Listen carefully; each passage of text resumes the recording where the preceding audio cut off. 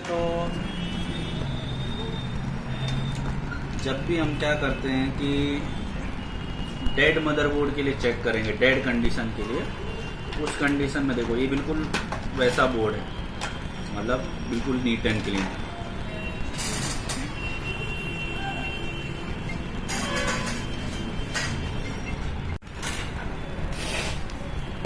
तो जब भी ये VRM सेक्शन की वजह से डेड वाला मदरबोर्ड आपके पास आएगा तो आपको क्या करना है, यूँ निकालना है। प्रोसेसर को बहुत प्यार से आप निकालोगे, साइड में रखोगे, कंटिन्यूटी पर सेट करेंगे और हमें सबसे पहले चेक करना पड़ेगा कि जो ये हमारे 2+2- है ये आपस में बीप तो नहीं कर रहे हैं। अगर ये आपस में बीप करेंगे तो इसका मतलब प्राइमरी सेक्शन हमारा शॉर्ट हो रहा है। तो उस कंडीशन में क्या क्या निकाल के चेक करना पड़ेगा वो बताता हूँ। पहले हम चेक करते हैं। देखो, एक हम प्लस पे लगा देंगे, माइनस पे, कोई सा भी प्रॉब्लम, कोई मतलब नहीं, कोई सा भी आप लगाओगे, कर रहा है बीप, थोड़ी देर करा, चार्ज की वजह से कैपेसिटर चार्ज हो जाता है। जब भी रिवर्स में लगाते हैं वापस एक पर आ गया तो शॉर्टिंग तो, लेकिन अगर ये प्लस माइनस बीप करता तो ये कनेक्टर नहीं खराब है, इसमें जो इसका ट्रैक जा रहा है उसमें लगे हुए कंपोनेंट खराब है। तो उस कंडीशन में जो हमारा ये डायग्राम था नहीं, इसमें नहीं है, दूसरे में है। तो अगर ये प्लस माइनस बीप कर रहा है तो कोयल नहीं चेक करना प्राइमरी का। जो ये इनपुट में लगे हुए कैपेसिटर है ना, इस लाइन में एक लगाया, इस लाइन में एक लगाया, इस लाइन में एक लगाया, इनको चेक करना है जो 16 वोल्ट के हैं। यानी कि आपको क्या करना होगा कि अगर ये प्लस माइनस बीप करेगा तो ये 16 वोल्ट का कैपेसिटर दिख रहा है, इसको निकाल के चेक करना पड़ेगा। अगर ये शॉर्ट है, मतलब इसको हटाते ही यहाँ बीप बंद हो जाती है, मतलब ये कैपेसिटर क्या है, खराब है, आपको ये क्या करना पड़ेगा, चेंज करना होगा। अगर इसको हटा के बीप बंद नहीं हुई तो अगला हटाओगे, 16 वोल्ट यहाँ भी लिखा है, आपने अगला हटाया, अभी बीप बंद नहीं हुई, फिर आप तीसरा हटाओगे 16 वोल्ट का, फिर भी बीप बंद नहीं हुई तो लास्ट ही है। तो इनमें से कोई एक शॉर्ट होने की वजह से यहाँ प्लस माइनस क्या कर रहा है, बीप कर रहा है। लेकिन अगर इन सभी को आपने हटा दिया और फिर भी बीप कर रहा है तो आप यहाँ देख रहे हो कि इन कैपेसिटरों के पास में छोटे छोटे NPC लगा है, ये यहाँ लगा है, ये लगा है, ये लगा है, ये लगा हुआ है, ये लगा हुआ है, ये लगा हुआ है, ये आप निकाल के चेक करोगे, ठीक है। तो ये वाले आप निकाल कर चेक करोगे, इनमें से किसी एक में से भी शॉर्टिंग होगी तो भी प्लस माइनस क्या करेगा, बीप करेगा, क्योंकि इनका भी कनेक्शन यहीं से जुड़ा है, ये ठीक है। हाँ, अब कैपेसिटर तो सर बहुत सारे हैं, यहाँ भी है, यहाँ भी है, मुझे कैसे पता चलेगा कि कौन सा वाला कैपेसिटर इनपुट का होगा। भाई जब प्लस माइनस पर यहाँ बीप आ रही है ना, तो जो इनपुट के कैपेसिटर होंगे ना वो भी आपस में बीप करने लग जाएंगे। अभी नहीं कर रहा है ना, लेकिन उस कंडीशन में क्या करने लग जाएंगे, बीप करने लग जाएंगे। तो आपको क्या करना पड़ेगा, उन कैपेसिटर को निकाल कर ही चेक करना पड़ेगा, क्योंकि लगे लगे कन्फर्म नहीं होगा। और अगर कोई कैपेसिटर आपको फूला हुआ दिखता है, कोई ये कैपेसिटर काला दिखता है, तो उस कंडीशन में आप फिजिकली देख सकते हो कि हाँ भाई ये दिक्कत में लग रहा है, पहले इसी को हटाओ, दूसरे को मत छेड़ो। ऐसा नहीं गधों की तरह काम करना है, पहले देखना है, ध्यान से समझना है यार कहीं कोई जला तो नहीं लग रहा, कोई कैपेसिटर फूला तो नहीं लग रहा। जो फूला लग रहा पहले उसी को हटाओ, और हटाने के बाद चेक करो आई डोंट हैव प्रोडक्ट। तो भाई इसमें अभी इस कंडीशन में भाई प्राइमरी में तो शॉर्टिंग नहीं है। अब मुझे क्या देखना पड़ेगा कि मेरा सेकेंडरी में कोई शॉर्टिंग तो नहीं है, या फिर प्राइमरी का कोई मोसफेट शॉर्ट तो नहीं है। तो प्राइमरी का मोसफेट का पता कैसे चलेगा, देख लो, एक प्राइमरी 2 सेकेंड, एक प्राइमरी 2 सेकेंड, एक प्राइमरी 2 सेकेंड, एक प्राइमरी 2 सेकेंड, एक प्राइमरी 2 सेकेंड, मतलब एक एक कोयल के लिए 3-3 मोसफेट लगे हैं। तो प्राइमरी कौन सा है, जो इसके पॉजिटिव से बीप करेगा, जिसका ड्रेन एक ये है। तो हमारा ये मोसफेट चेक करूंगा मैं, ड्रेन टू सोर्स, एक ही चेक करने से सबका पता चल जाएगा। मतलब एक अगर ड्रेन टू सोर्स बीप करेगा ना ये, तो ये जितने भी प्राइमरी के मोसफेट हैं ये सब बीप करने लग जाएंगे। अगर एक बीप करेगा सब टोटल ऊपर से नीचे तक सब। तो अगर एक MOSFET drain to source beep करा तो सारे कर जाएंगे। मतलब क्या है कि इन्हीं में से कोई क्या है, शॉर्ट है। तो अगर एक मोसफेट मेरा बीप करता तो प्राइमरी के मैं सब निकाल के चेक करता कि भाई कौन सा शॉर्ट हो गया। लेकिन अभी कोई शॉर्टिंग नहीं है। अब मेरा आगे, अब मैं चेक करूंगा फाइनल आउटपुट पे, ये जो कॉइल मेरी लगी है आउटपुट में, ये तो पॉजिटिव की लाइन है। अगर ये कॉइल ग्राउंड से बीप कर गया तो इसका मतलब आउटपुट वाली लाइन हमारी क्या है, शॉर्ट है, ये वाली लाइन, ठीक है, तो मैं क्या करता हूँ, एक मैं ग्राउंड पर रखता हूँ और किसी एक कॉइल पर मैं चेक कर लूंगा भाई। कर रहा है। दूसरा नहीं, अगला नहीं कर रहा, मतलब वो अलग लाइन कर रहा है। ये है। ठीक है, सारे क्या कर रहे हैं, वैल्यू दे रहे हैं, रीडिंग दे रहे हैं, मतलब हमारा इसमें सॉर्टिंग भी नहीं। और अगर सॉर्टिंग है तो क्या क्या निकालना पड़ेगा, कैपेसिटर निकालना पड़ेगा। आउटपुट वाले, इनपुट वाले नहीं, आउटपुट वाले। और ये सेकेंडरी के मॉसफेट, क्योंकि अगर इनमें से एक मॉसफेट शॉर्ट हो गया तो ये कहां से जुड़े होते हैं, ग्राउंड से जुड़े होते हैं ना, ग्राउंड से। ये प्लस माइनस को क्या कर देंगे, शॉर्ट कर देंगे। ठीक है, अब शॉर्टिंग तो इसमें नहीं है, तो अब क्या बनना चाहिए, मेरा वोल्टेज बनना चाहिए। तो वोल्टेज के लिए मुझे क्या करना पड़ेगा, इसको पावर देना पड़ेगा। ठीक है, वो देना मुझे जरा ट्वीजर, इसमें एक पिन मुझे वो लगे।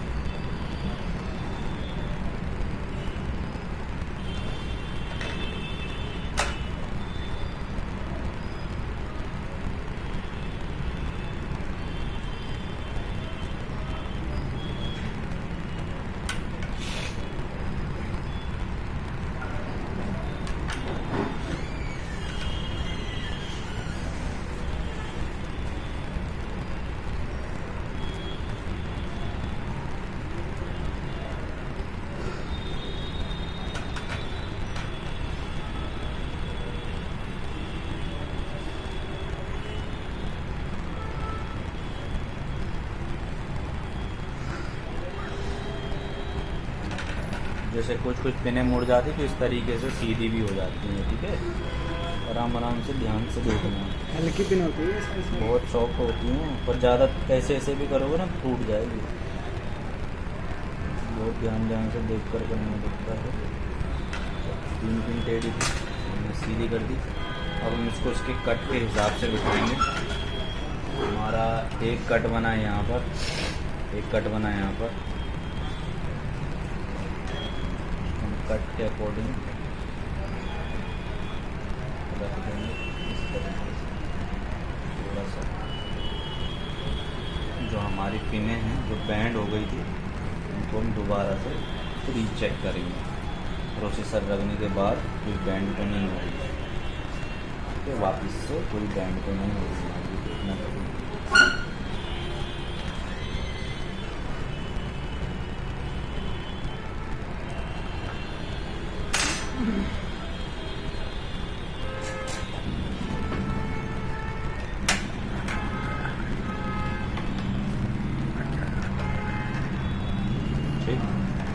अब पावर चेक करने के लिए हमारा जो इनपुट का मॉसफेट है उसके ड्रेन तक कितना पहुंचना चाहिए, 12 वोल्ट, 12 वोल्टेज। तो हम सबसे पहले उसके ड्रेन पर चेक करेंगे कि हमारी वोल्टेज पहुंच रही है या नहीं। ATX 4 पिन कनेक्टर जो है वो लगा देंगे। फैन देखते हैं कोई सही है, चालू है फैन, तो पंखे से पता चल जाएगा समय ऑन है या ऑफ है। तो हम ज़्यादा देर नहीं, देखो ज़्यादा सोचना नहीं पड़ेगा यहाँ पर, क्योंकि हमने फैन को हटा रखा है वोल्टेज चेक करने के लिए। तो उतना टाइम नहीं लगेगा कि मैं ज़्यादा देर उस पर होल्ड कर पाऊँ। पहले से पता होना चाहिए कि ड्रेन कौन सा है, क्योंकि वहाँ सोच रहे हो प्रोसेसर बिना फैन के ख़राब हो सकता है, तो इसलिए फटक से चेक करना पड़ेगा। तो मुझे पता है प्राइमरी कौन सा है, तो पहले आपको ऑफलाइन ट्रेस करना पड़ेगा किसी भी चालू बोर्ड पे जब काम करोगे। ठीक है, तो अभी पावर हमने दे रखी है इस पर, और हम इसको ऑन करने के लिए ट्रिगर देंगे, जो हम ऑन ऑफ जहाँ पर हमारा स्विच लगता है।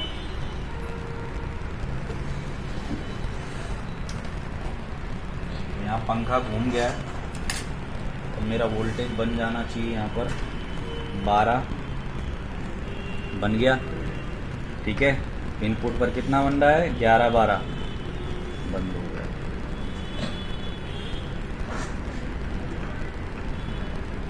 ठीक है, इधर दूसरे के ड्रेन पर अभी नहीं बन रहा है, बंद हो रहा है, क्योंकि रीस्टार्ट मारेगा ही मारेगा वो, जब उसके ऊपर फैन वैन नहीं है तो थोड़ी देर गर्म होकर बंद नहीं हुआ। गर्म हो गया। अब हुआ, हम चेक करते रहेंगे। हमारा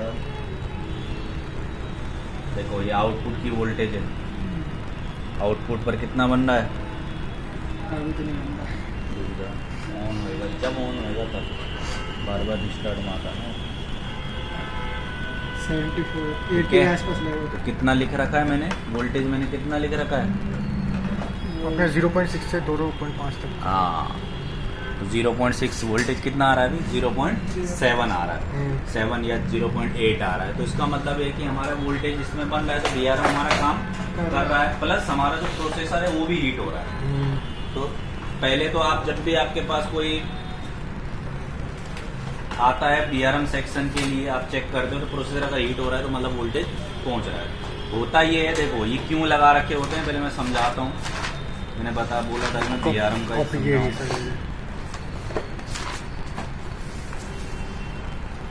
हमारा जो ATX कनेक्टर होता है 4 पिन का, ये कॉन्सेप्ट आपको पता होना चाहिए अगर कहीं इंटरव्यू के लिए जाते हो। ठीक है, पॉजिटिव से सप्लाई जाता है एक कॉइल पर, फिर जाता है एक कैपेसिटर लगा होता है, फिर एक मॉसफेट लगा होता है, स्विचिंग करता है ये वोल्टेज को। इनपुट जाएगा कितना? 12 वोल्ट। 12 वोल्ट। और इसका जो गेट है वो एक VRM IC के थ्रू इनेबल होगा, लेकिन VRM IC को जो सप्लाई है वो ये वाली भी जाती है।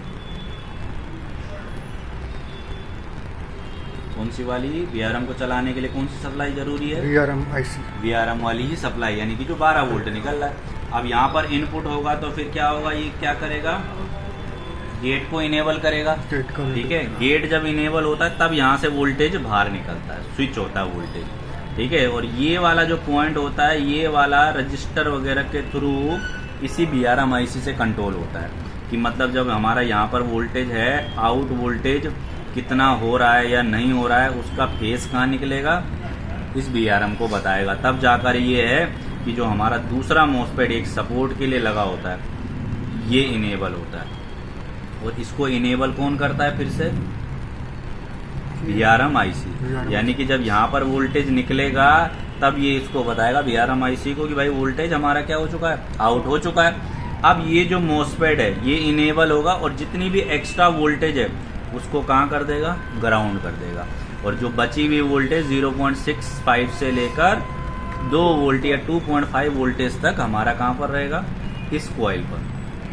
ठीक है, तो ये मॉसफेट किस लिए लगा रखा है? जो भी एक्स्ट्रा अतिरिक्त वोल्टेज है उसको क्या कर देगा? ये ग्राउंड कर देता है। लेकिन ग्राउंड तभी करेगा जब इसका गेट इनेबल होगा, और गेट इनेबल कब होगा? जब ये VRM IC काम करेगा। VRM IC कहाँ से पता चलेगा? यहाँ से पता चलेगा VRM IC को कि वोल्टेज आउट हो चुका है, और फिर ये मॉसफेट को इनेबल करेगा, फिर ये मॉसफेट एक्स्ट्रा वोल्टेज को ग्राउंड कर देगा। बाकी सारी वोल्टेज आगे कॉइल कैपेसिटर से होकर कहाँ पहुंच जाएगा? CPU पर। अगर CPU नॉर्मल हीट हो रहा है तो इसका मतलब वोल्टेज हमारा प्रॉपर वहाँ तक पहुँच रहा है, हमें वोल्टेज चेक करने की जरूरत भी नहीं है। लेकिन अगर वोल्टेज आउट नहीं हो रहा है तो प्रोसेसर गर्म नहीं होगा। ज़्यादातर फॉल्ट मॉसफेट के ऑन ऑफ की भी रहती है और प्रॉब्लम हमारी उसकी भी रहती है, किसकी? VRM IC की। अगर आपका वोल्टेज आउट ना हो ना तो ज़्यादातर ये VRM IC खराब होती है। ट्रैक वगैरह बहुत कम खराब होते हैं, ज़्यादातर आपको VRM IC ही चेंज करना पड़ेगा। ठीक है, इस तरीके से आप VRM का सप्लाई चेक करोगे। इनपुट में 12 12 12 यहाँ तक, उसके बाद यहाँ से वोल्टेज चेंज सभी सर्किट में इसी तरीके से। ठीक है भाई। और अगर गेट पर कभी चेक करोगे तो इसमें 1 से लेकर 5 वोल्टेज के बीच में फ्लक्चुएशन होती है, कभी 2.5 कभी 3, अलग अलग रहता है। मतलब 1 से 5 के बीच में फ्लक्चुएशन होती है, तो कभी 3 रहता है, कभी 1.5 रहता है, कभी 1.0 रहता है। वो अलग अलग अप एंड डाउन होता रहता है। बस वो गेट के लिए क्या है? सिग्नल है, इसीलिए अप एंड डाउन हो रहा है। तो गेट को सिर्फ इनेबल करेगा, फिर वोल्टेज यहाँ से आउट होगा, और जितना वोल्टेज आउट हुआ है फिर ये फीडबैक इसको बताएगा, फिर ये इसको बताएगा मॉसफेट को कि भाई इतना ही वहाँ पर चाहिए, बाकी सारे को ग्राउंड कर दो। तो ये सारा का सारा ये जो CPU का कनेक्शन है ये भी इस VRM IC से जुड़ा होता है। जब यहाँ प्रॉपर वोल्टेज मिल जाएगा तब ये पूरा इसको सिग्नल देगा कि भाई हमारी अब वोल्टेज हमें प्रॉपर मिल चुकी है, तब यही वोल्टेज कंटिन्यू रहेगी। मतलब सारा काम मेन रोल किसका होता है इसमें? VRM IC का। यही पहले वाले मॉसफेट को भी चला रहा है, फीडबैक को फिर दूसरे मोस्पेट को भी भेज रहा है, फिर सीपीयू से भी फीडबैक ले रहा है कि भाई हमारा अगर सारा वोल्टेज सही है तो फिर ये VRM IC क्या करेगा, उसी वोल्टेज को रेगुलेट करता रहेगा। और अगर हमारा प्रोसेसर के लिए गलत वोल्टेज गया, प्रोसेसर ने गलत सिग्नल दिया कि भाई वोल्टेज मेरे से ज़्यादा है, जितना मुझे चाहिए कम है, तो फिर VRM IC क्या हो जाएगा, बंद हो जाएगा। उस कंडीशन में पंखा घूमेगा, थोड़ी देर में बंद हो जाएगा। अगर VRM IC भी खराब रहा या शॉर्ट रहा तो उस कंडीशन में भी क्या होगा, फैन घूमेगा और बंद हो जाएगा। ठीक है, या ये मोसपेट भी खराब हो तो पहले आप मोसपेट चेक करोगे, फिर लास्ट एंड में आपको VRM IC को चेंज करना है। अगर उससे पहले हो सकता है तो प्रोसेसर रिवॉल्व कर देना या चेंज कर देना। जिसमें इनबिल्ड है तो उसमें रिवॉल्व करना पड़ेगा, और जिसमें ऐसे निकलता है तो चेंज करके देते हैं। लेकिन चेंज करने के बाद भी हीट नहीं होता है तो 100% VRM का दिक्कत होता है। और VRM IC में ये और फिर VRM IC ये वाली कंपोनेंट से गिरी हुई उसी सर्किट के पास होती है, हर बोर्ड में किसी सर्किट के पास मिलेगा। ये है VRM IC। तो इसको जब भी आप बदलोगे तो इसके ऊपर नंबर लिखा होता है, उसी नंबर के हिसाब से लगानी पड़ेगी। अच्छा, सर्किट कौन सा हाँ? सर्किट कौन सा सर्किट? जिसके पास में होती है, जिसके पास में VRM IC, VRM के सर्किट के पास ही है VRM IC, इसी एरिया में मिलेगी। जितने भी बोर्ड हैं, लाओ 2-4 टेक्सटॉप बोर्ड में पहचान के बता देता हूँ। लाओ, उसी सर्किट। वीडियो करवा